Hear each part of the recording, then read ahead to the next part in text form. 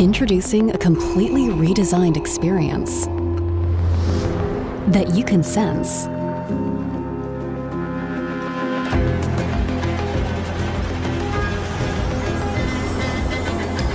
And that senses you.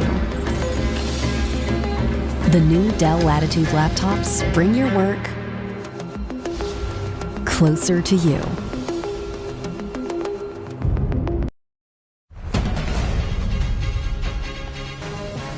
Tonight, keeping watch, the government's new move to control notorious criminal Mark Hayden. He helped cover up the Snowtown serial murders, but will soon be free. An elderly man rushed to hospital, injured in yet another suburban tree fall, this time at a funeral. Inside the home of an animal hoarder, why the RSPCA says it needs more powers to prevent this. Is South Australia's shipbuilding future about to be torpedoed by federal government cuts? And happening now, long flight delays in Adelaide as a result of Sydney's storm strikes. This is Adelaide's 9 News with Brenton, Ragless and Kate Collins. Good evening. The government is tonight taking urgent steps to try to put controls on the key accomplice to the Snowtown serial killings ahead of his release. It's lodging urgent Supreme Court action and rushing new laws through Parliament too, while the Parole Board is simultaneously making moves of its own. Otherwise, the notorious criminal walks free into the community with no supervision in less than 3 months' time. He helped to cover up Australia's worst serial killings. Mark Hayden was convicted in relation to some of the most horrific crimes this state's ever seen. It is burnt into the psyche and the memory of South Australia. And now the government wants to ensure Mark Ray Hayden can never pose a risk again. He spent 25 years behind bars, but that sentence ends in May when the 65-year-old will walk free. And because his full sentence has been served, there would be no keeping watch over him. The government today announcing it's stepping in with a rare application to the Supreme Court in a bid to keep watch on the Snowtown accomplice. I can announce today that the Attorney-General has issued instructions to Crown to pursue an extended supervision order against Hayden. It's the government's position that Mr Hayden falls within the definition of a high-risk offender.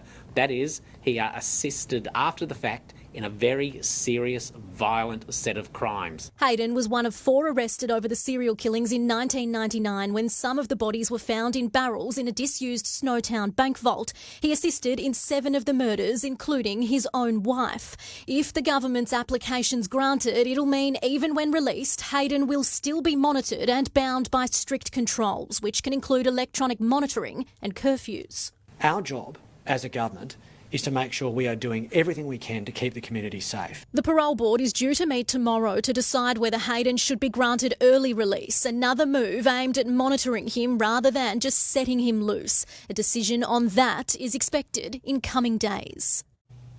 The government is also trying to bolster its Supreme Court application by changing the law before the hearing. It will change the definition of a high-risk offender to make it clear that it includes anyone who assists in or covers up a murder. That legislation will be fast-tracked to Parliament tomorrow. Beth, thank you. An elderly man is tonight in hospital after being hit by a falling tree branch at Cheltenham Cemetery. Witnesses telling 9 News he was at a funeral service before being struck and knocked unconscious. A 72-year-old man stretchered into the Royal Adelaide Hospital. Everyone was coming in to have a funeral for the burial, and then one of the big branches fell down and fell on someone. A witness telling 9 News the man was struck on his head by the large branch, knocked unconscious before dropping to the ground during a service at Cheltenham Cemetery. Others managed to move out of the way, alerted by a loud crack as the branch broke. A person attending the funeral describing what she saw as traumatising. The service put on hold as paramedics were called around 11:30 this morning. I saw quite a crowd surrounding the ambulance and I was like, well, damn, so something serious has obviously happened. It's less than 2 weeks since a 22-year-old woman was killed by a falling branch in the North Adelaide parklands. Security vision captured a near miss in Kensington Gardens last week too. A statement from the Cheltenham Cemetery released today, explaining it continually assesses the trees at the cemetery with the assistance of private contractors. Their records showing the trees in this section were inspected 3 months ago. For the people that were there, because they would have had to have stood around, and it would have been either a friend or a relative that it had happened to. Yeah, so not a good thing.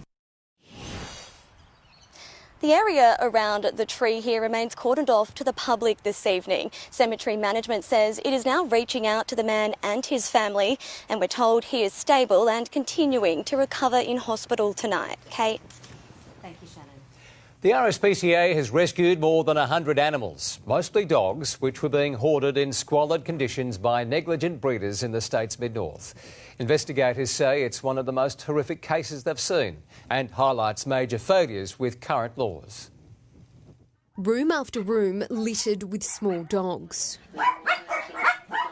In squalid conditions and riddled with health issues, RSPCA officers discovered over 100 animals at the Mid-North property. This was one of the worst cases of neglect and hoarding that we have seen. A tip-off from the public led them to the remote property back in November 2020, and 4 years later the case was finally settled in court last week. RSPCA need more powers to ensure that this sort of situation doesn't happen.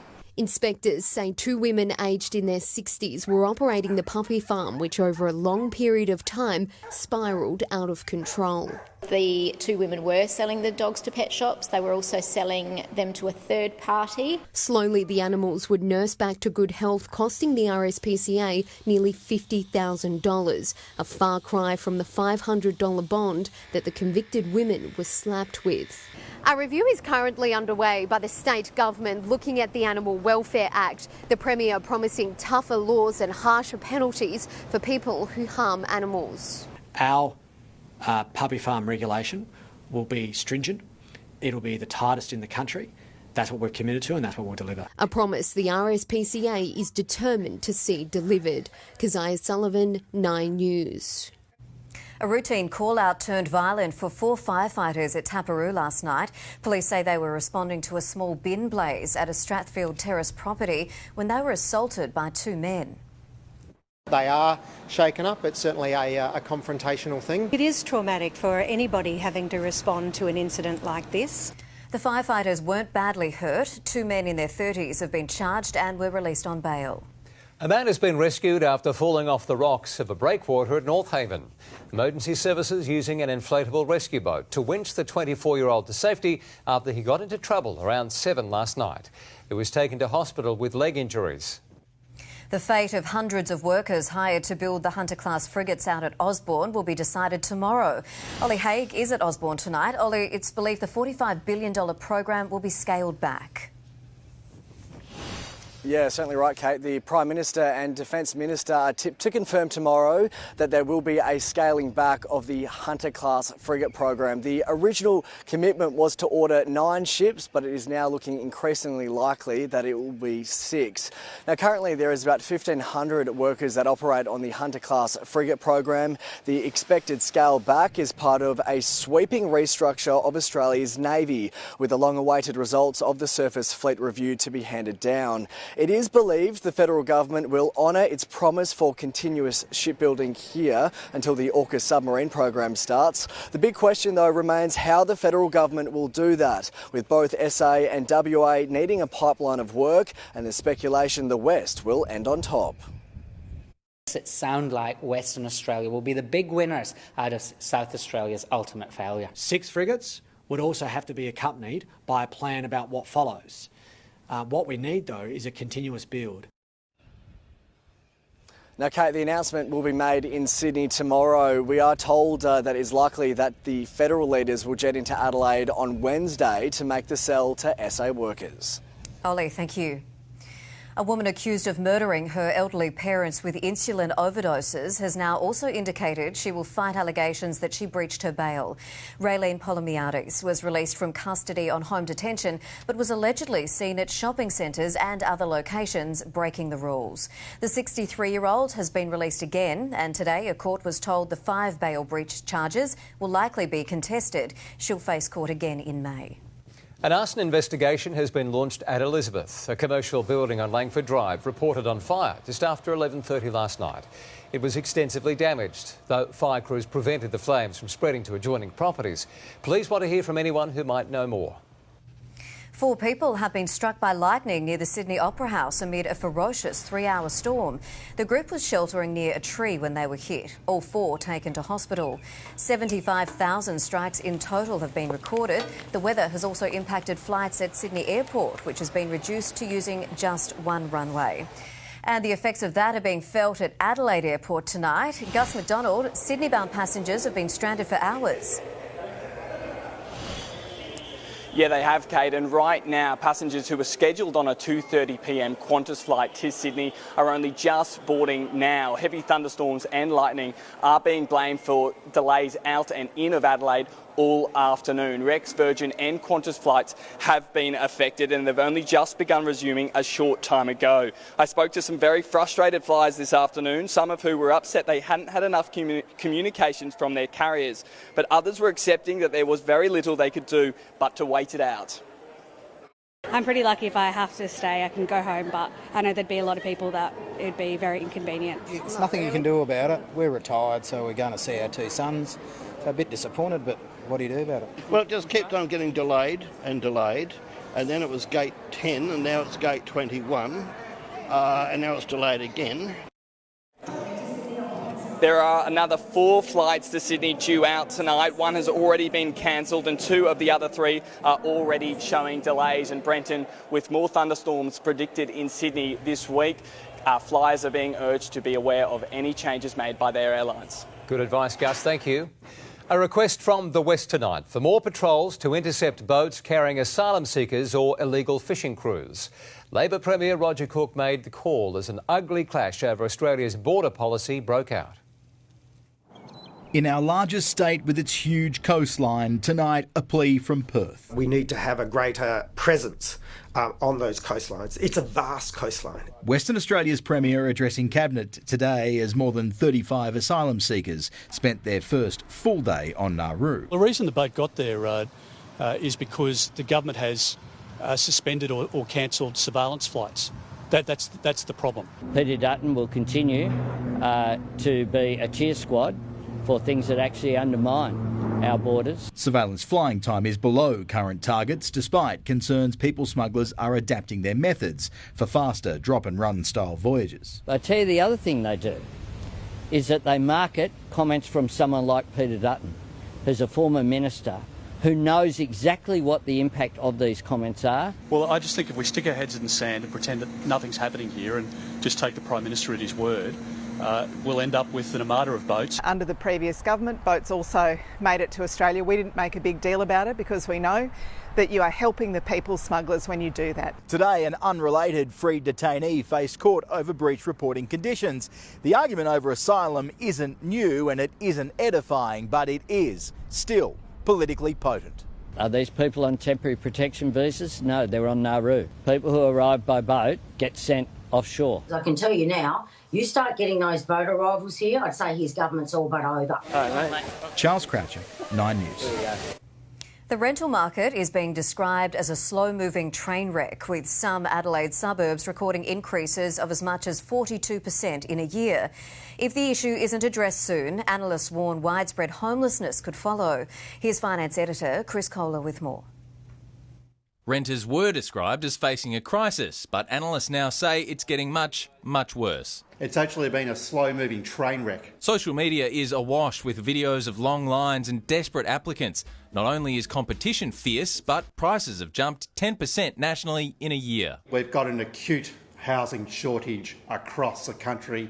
It is hitting the capital cities. It is also hitting our regions. Some suburbs are reporting astronomical increases. The cost of renting a house in Holden Hill, for example, has skyrocketed 42% in the last year, jumping by $191 a week, while those looking for a unit in Norwood are also being squeezed out, paying 41% or $197 more than they were a year ago. It's not just affluent localities.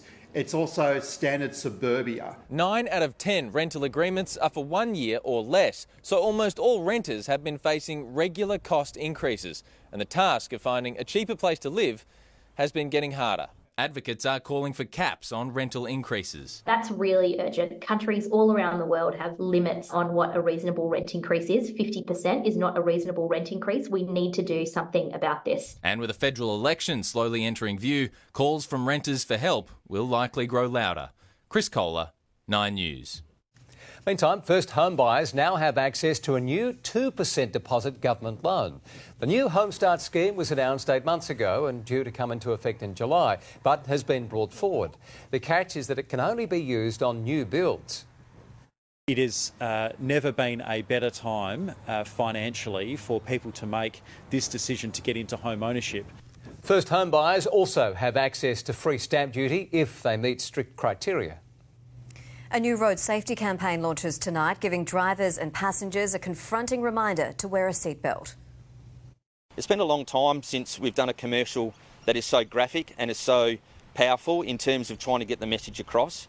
We know that from some of the research that we've done that people really want to know what the impact of these collisions actually are and what the reality is. 2023 was one of the worst years on record for deaths and injuries from failing to wear a seatbelt. The Mammoth Taylor Tour has rolled from Melbourne through to Sydney in a swift trip on a private jet through stormy skies. But first, the pop megastar gave her thanks to the more than 250,000 fans who have already attended her sold-out Australian shows. Fresh from creating history at the MCG, Taylor Swift, in red and sporting a Super Bowl champion's cap, boarded her private jet, leaving the sunny skies of Melbourne behind for a stormy greeting in Sydney. Touchdown, Taylor Swift.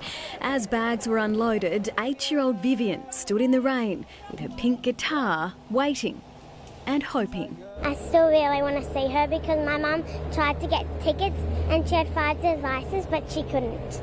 But the pop icon and her entourage were whisked from the airport, a military-like operation under tight control. Eagle-eyed security and more fans were waiting at the Crown at Barangaroo. An opportunity to see her at least since I didn't get any tickets for the show. So I'm pretty excited. The Swift motorcade taken into an underground car park.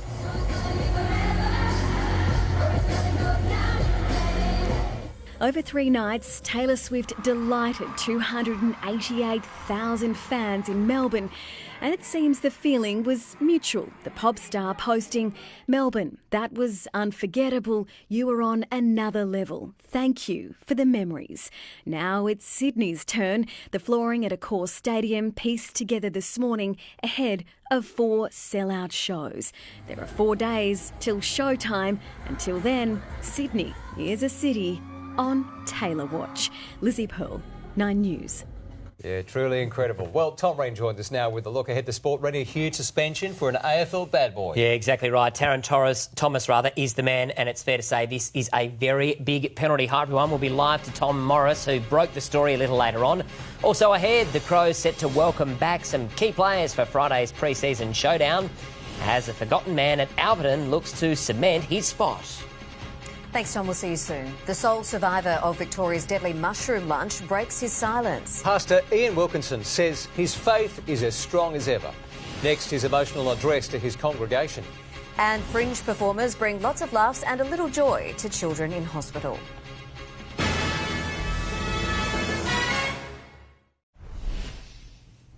The lone survivor of the mushroom lunch that claimed 3 lives has finally broken his silence, addressing his local church. Gillian Lantouris can reveal Pastor Ian Wilkinson has provided an official statement to the Victorian Homicide Squad. He's the key witness, and despite his loss, Pastor Ian Wilkinson continues to display his unwavering faith. Let me encourage you to keep on going. The way is sometimes hard, but God is good.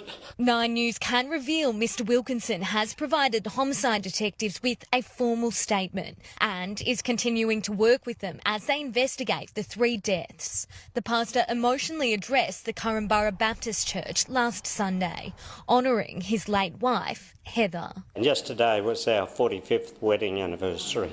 At the start of the week was 6 months since Heather and Gail and Don went to be with the Lord. It's not easy for him to be on his own in the home. He has to cope the best way he can. But it's nice to see him doing the service. The now 70-year-old even drew laughter from the congregation. Does anybody remember our series on Genesis that we began last year? It was dramatically cut short halfway through Genesis chapter 2. Cut short after he, his wife and in-laws ate a beef Wellington dish suspected to be laced with toxic mushrooms in July, allegedly served by Erin Patterson, who was arrested in November and charged with 3 counts of murder, attempting to murder Ian Wilkinson and attempting to kill her estranged husband 4 times. Miss Patterson has spent nearly 4 months behind bars as she awaits her next court appearance in May. The mother of 2 has always maintained she's done nothing wrong and says she's grieving too. Gillian Lantouris, 9 News. Olympic equestrian Shane Rose is jumping for joy after he was cleared of any wrongdoing for wearing a mankini in competition. The risque outfit was meant for fun, but a spectator took offence, putting his Paris Games hopes in jeopardy. You may not recognise Olympic show jumper Shane Rose with his clothes on, because he's the man in the mankini who's left one fan in the equestrian world choking on their pimps. I didn't hear anyone say anything negative, but unfortunately somebody took offence. Others had a laugh. That's Australian. Made famous by Borat. No, it is not a joke. Rose trotted out the skimpy costume. How long to get ready? He's got nothing on. I can never unsee this. For a show-jumping fancy dress competition at the weekend in New South Wales.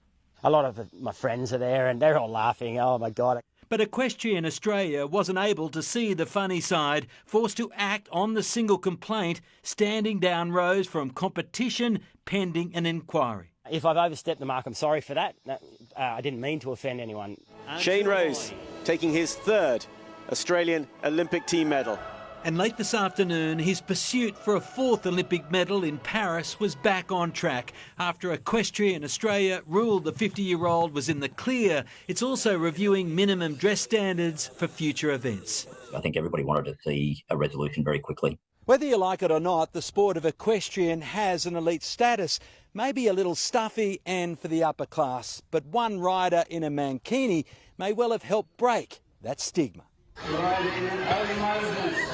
Holy Moses, all right. Damien Ryan, 9 News. The fun of the Fringe has been taken inside the Women's and Children's Hospital, complete with magic, balloons and bubbles, a little music and plenty of much-needed laughs. So you guys are awesome. Excellent. The performers taken to the Starlight Express room, the hospital's medical free zone, and also onto the wards to ensure everyone could join in on the entertainment. Well, 4 of Monarto Safari Park's chimpanzees are celebrating their birthdays this month. But while today was a big banana-filled bash, its visitors to the safari park are the ones who'll get the real presents. 2-for-1 entry is being offered between now and February 29. The birthdays being celebrated range from a 31st for the troop's 2nd oldest chimp, Gombe, down to Hope, who is turning 5. Well, another hot and dry day for Adelaide. And Jessica Braithwaite, it's set to continue that way for most of the week. Yeah, it sure started out that way today too, Brenton. It's quite a warm one. We've just hit our maximum of 33.6 degrees and it's actually quite a late maximum. That only happened after 6 p.m, which is unusual to be seeing the temperatures still warming at that time. It certainly has been a bit more enjoyable along the coast where we have had that cool breeze coming in here at Henley in particular. It's been a very popular spot to hang out. Temperatures just a few degrees cooler than in the northern suburbs. Tomorrow we'll feel hot again, a little bit muggier, perhaps a bit cloudier than today, but still warm with 33. And by Wednesday we're up to 35. We should start to see a shift in those temperatures from Thursday, drifting back into the 20s, and certainly by Friday. But no rain on the cards yet, and I'll have that forecast coming up very soon. Terrific. Thank you, Jessica. It's the stuff of science fiction. AI psychology sessions. How patients are using apps and chatbots for therapy. But there is a warning from health professionals. We'll have the details next. And snubbed by the Oscars. But does Margot get her moment at the BAFTAs? We're there in London.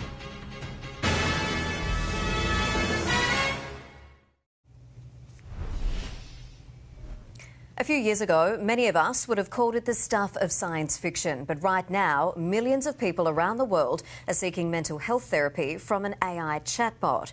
And it may surprise you that psychologists are largely on board with the idea, which could become part of Australia's official health system within the next 2 years. We're getting used to artificial intelligence in many parts of our lives. Now it's entering our mental health space. Apps and chatbots programmed by psychologists filling the gap between supply and demand. The challenge is that there simply are not enough trained mental health professionals on the planet. Meet Limbic, your personal therapy assistant.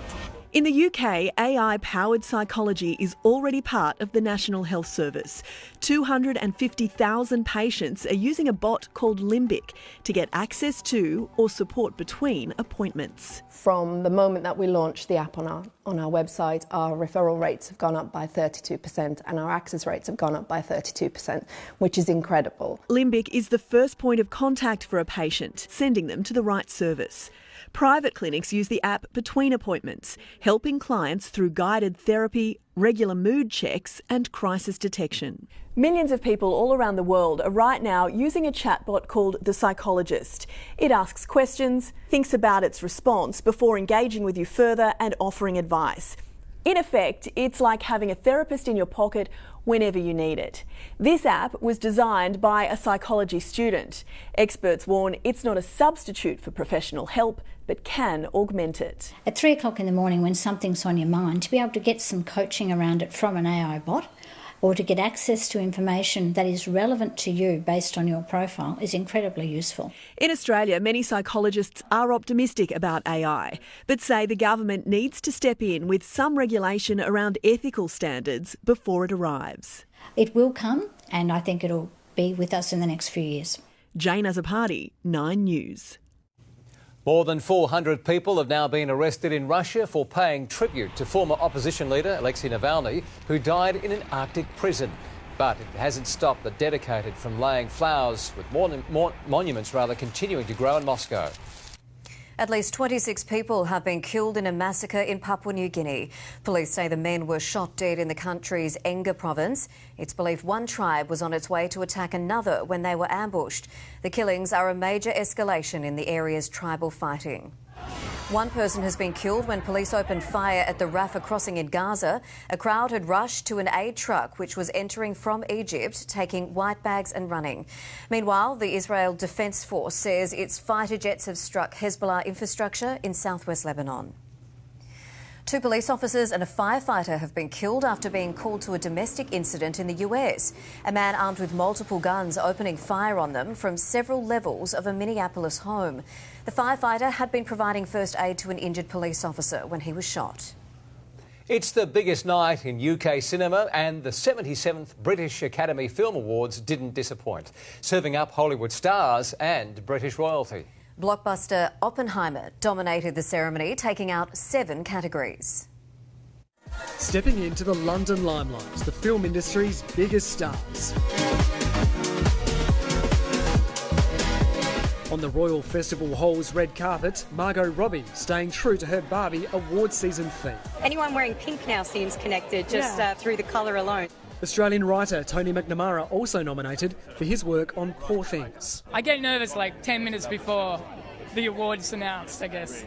Last year's Best Actress, Cate Blanchett, in deep royal red, taking her place inside next to the Prince of Wales, BAFTA's president. Not here, Australian Jacob Elordi, up for Rising Star and Best Supporting Actor in Saltburn. But Oppenheimer's Robert Downey Jr. delivered an early blow. This, the first of 7 wins of a possible 13 for Christopher Nolan's blockbuster. After being snubbed by the Oscars, there were Aussie hopes this might be Margot's moment. But it was Emma Stone named Best Actress. I really want to just thank my mum. Best Actor Cillian Murphy continuing his award season sweep. One man's monster is another man's hero. This party officially started. Held every year since 1949, the BAFTAs are the United Kingdom's most prestigious film awards. But it's also considered a precursor to the industry's biggest night of nights, the Academy Awards, which will be held next month. A standing ovation for Michael J. Fox as he presented Best Film. And the BAFTA goes to I can read it. Oppenheimer. Oppenheimer making the biggest impact, leaving everyone in its dust. In London, Edward Godfrey, 9 News. The Adelaide membership that can unlock thousands in savings. Coming up in 9 News, the huge menu of dining deals, including complimentary meals, upgrades and drinks across SA. And the teenager accused of stealing thousands from a war veteran with a Netflix scam.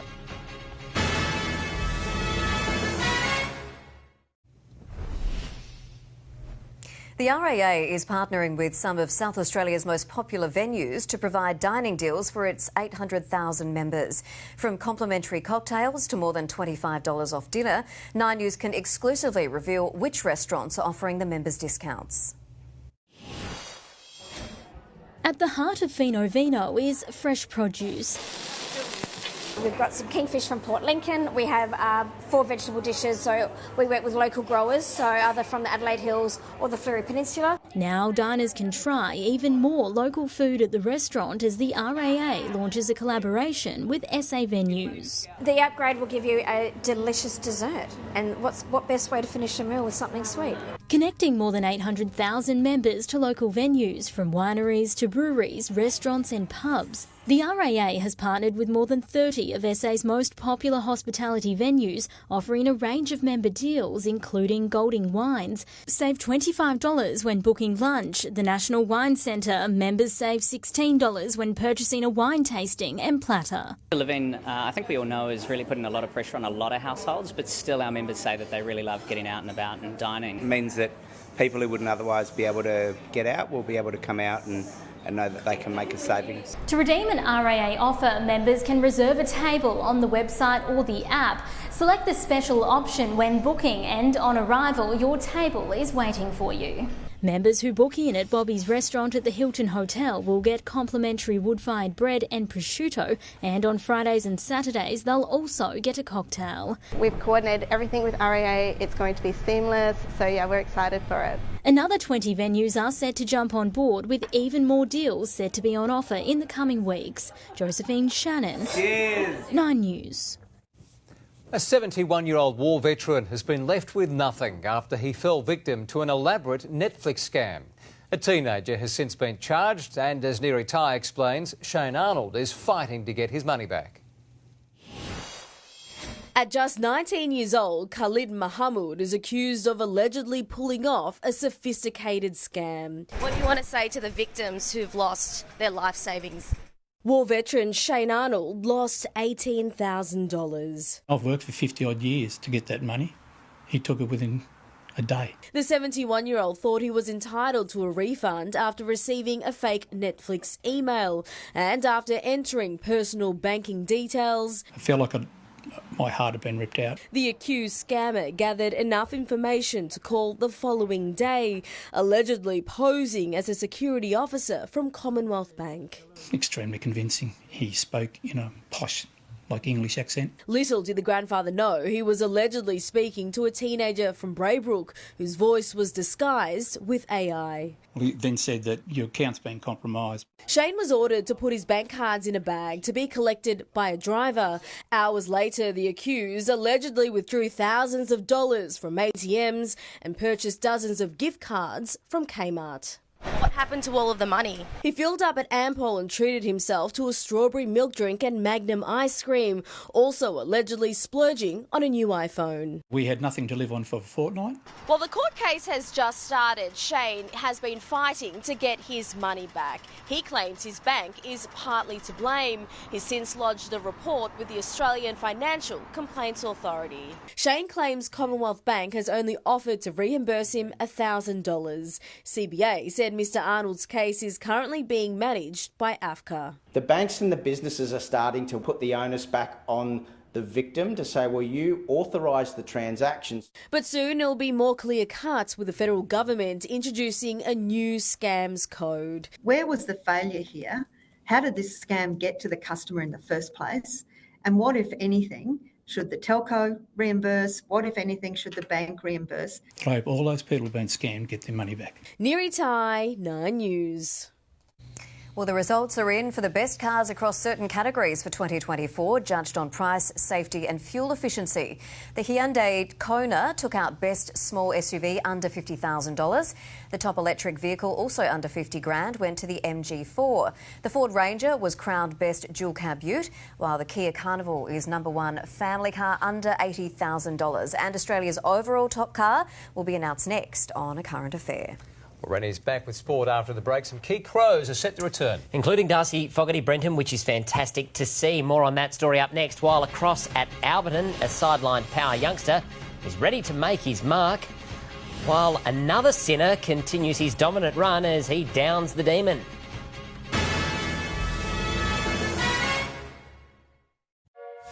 Intuitive, capable, and above all, intelligent. The Ford Escape is fearlessly designed and makes every day effortless.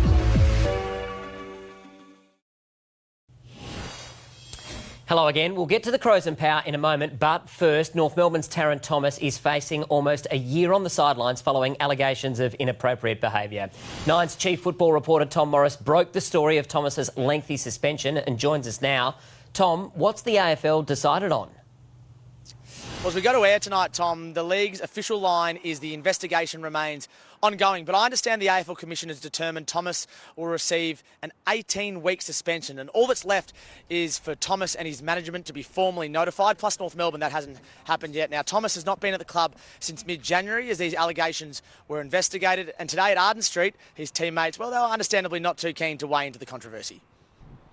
You're disappointed about Taryn Thomas's suspension, mate? Oh, I can't comment on anything at the moment.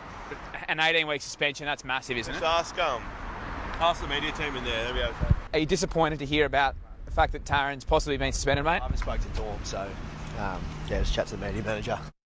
And Tommy, from a football perspective, this clearly has significant ramifications for Thomas himself. He's on at least $600K per year. He's out of contract at the end of 2024. He's going to be a free agent at the end of 2026 if he stayed. And if all went well, his next contract was due to be sizable, perhaps up towards $1 million per season. Now, Essendon came after him last year, and now it's not even certain if North will stick behind him once a penalty is confirmed, maybe even as soon as tomorrow. An 18-week suspension would see Thomas return at round 20 at the earliest. Tommy, it's not a stretch to say that his career is very much on shaky ground. No question about that. Tom Morris with all those exclusive details. Fantastic work breaking that story. Well, a couple of key Crows will be thrust back into action for this Friday's pre-season showdown. Let's go live to Corey Norris with the latest. Corey, who's returning? Well, Reddy, it's fair to say a number of Crows players haven't had the ideal preparation with a few injuries over the last month or so, but that list is about to look a whole lot better. Now, Darcy Fogarty trained today, shaking off the tight quad issue that kept him out of Friday's intra-club in Port Lincoln, and will be right to go to tackle the Power on Friday. Jordan Butts has been dealing with a bit of a hamstring injury that he suffered around about 3 weeks ago, but is believed to be in the mix to play some minutes on Friday night. But it is expected that Jake Saligo, who's recovering from an ankle concern, and Wayne Miller with his hamstring will spend another week on the sidelines, with both of those guys eyeing a return against West Coast Saturday week. So some positive news out of West Lakes, Rennie. No doubt about that as well. Good stuff. Corey Norris live there. Let's go across to Alberton. Port Adelaide speedster Josh Sin has spoken of his relief at getting through Friday night's internal trial game unscathed. The 21-year-old has been sitting on the sidelines for the best part of 2 years. Now he wants his footy to do the talking. Josh Sin could barely hide his relief for training. Not only just to play well, but also to get through 4 quarters, and it's been a long time since I've been able to do that. Friday night's internal showcasing the serious speed that saw him picked at number 12 in the 2021 draft. He burst onto the scene, but just as quickly disappeared into the medical rooms, playing just 4 games in 2 years. I think I'm pretty sick of the talk of just getting through games, getting minutes done. I'm here to perform, so play AFL. He learned plenty about his body's rehab and recovery, and even took up Pilates, which has given him the confidence to reignite the afterburners. I feel like after last Friday, it's I feel pretty good, and I guess that sort of change of direction stuff, I feel like I'm pretty confident now. I can really explode now. While Sin completed full training, there was no sign of Todd Marshall this morning, still recovering after having his foot trodden on, and is likely to be rested from Friday night's trial.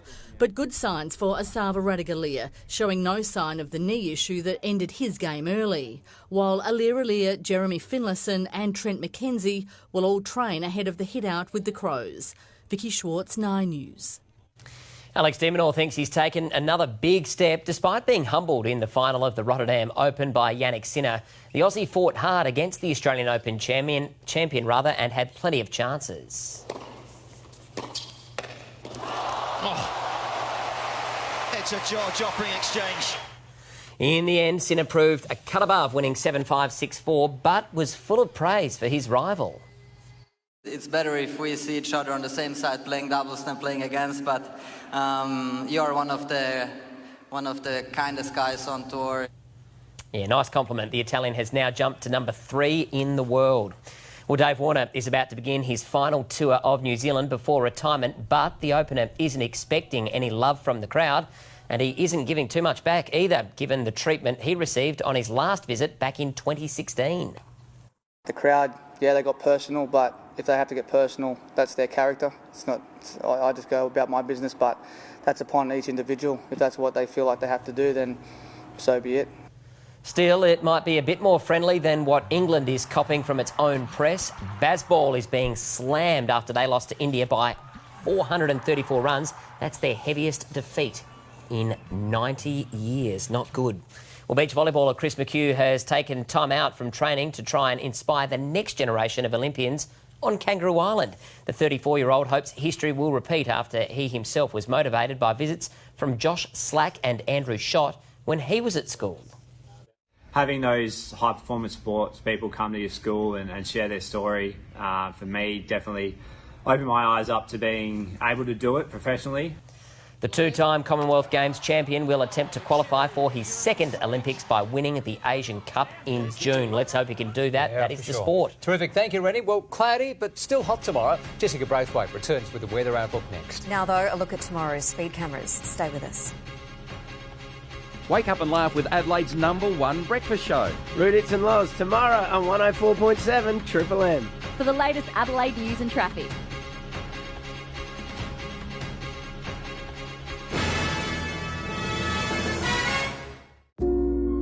Switch on a Daikin Alira X split system with advanced streamer technology to remove more than 99% of harmful indoor air pollutants and surround yourself with cleaner air this summer. Daikin, perfecting the air. Hello again. It has been an unusually warm evening around Adelaide. That temperature kept rising after 6 p.m, which we don't often see. We ended up making 33.8 degrees. Thankfully, there's a nice cool breeze coming in off the water here down at Henley tonight. We are soaking up those vibes at the Ocean Bar and Kitchen, and it certainly has been a popular place for people to head down after work and jump in the water to cool off. Around town today, it was hotter through the northern suburbs. We ended up getting up to 35 degrees around Mawson Lakes and also at Elizabeth. But as I mentioned, those cool breezes have kept things feeling a little bit nicer along the coast. It was 29 degrees at Glenelg today. We really got up there with the temperatures through the north, 44 at Coober Pedy, 43 at Roxby Downs. Pretty warm through the south too. Keith got to 35, but it was softer at the Mount with 28. Now, I know I've been saying this a lot lately, but it is still true. Here in SA, we are really just watching this high-pressure system. It's sort of down near Tassie, continuing to filter that warmer air over us for the next couple of days. Interstate, Sydney copped some huge storms today, 75,000 lightning strikes. Plus, we've got flooding warnings through the Kimberley and the threat that ex-tropical cyclone Lincoln could re-intensify to cyclone strength later this week. Tomorrow across SA, it is another hot one. We'll be in the low 40s from Coober Pedy down through to Port Augusta, 38 for Port Pirie, and a big drop-off actually to 29 at Port Lincoln. As we drift towards the southern coast, we're backing off a bit, 30 degrees for Kingscote, 28 at Victor Harbour, and 28 also the top for Mount Gambier. On metro waters, southeasterlies 10 to 15 knots, turning east to northeasterly in the late morning and early afternoon, reaching up to 20 knots north of Grange in the late afternoon. Tomorrow will be warm again around Adelaide. We've got 33 at Elizabeth and Noarlunga and 32 at Glenelg. It will feel a bit different today because it'll be a bit cloudy and maybe even a little bit muggy, maybe even just the outside chance of the odd random spot of a shower, but nothing amounting to anything, certainly not enough to water the garden for you. 33 degrees the expected top for Adelaide, with a warm night tonight too, probably staying above 20 degrees. After that, Wednesday will probably be the hottest day of the week with 35 degrees in the city. starting to shift back with those temperatures on Thursday. We do have a change starting to work its way through. 29 degrees the top there, and then dropping back down to 22 degrees with a cloudy day on Friday, but still no rain in sight. Thank you, Jessica. That is 9 News for this Monday. Thanks for your company. More updates to come, but we'll leave you now with a current affair. Good night.